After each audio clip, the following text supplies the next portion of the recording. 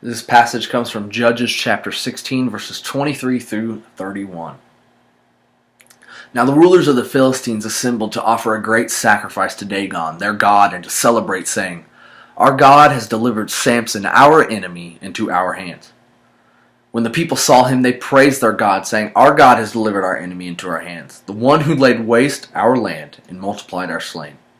While they were in high spirits, they shouted, "Bring out Samson to entertain us." So they called Samson out of prison, and he performed for them. When they stood among the pillars, Samson said to the servant who held his hand, "Put me where I can feel the pillars that support the temple, so that I may lean up against them."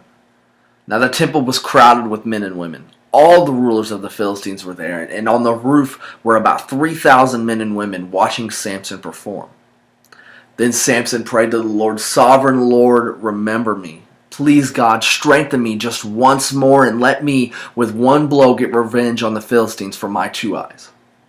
Then Samson reached toward the 2 central pillars on which the temple stood, bracing himself up against him, his right hand on the one and his left hand on the other. Samson said, "Let me die with the Philistines." Then he pushed with all of his might, and down came the temple on the rulers and all the people in it. Thus he killed many more when he died than when he lived.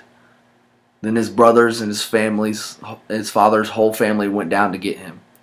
They brought him back and buried him in between Zorah and Eshtaol in the tomb of Manoah his father. He had led Israel 20 years.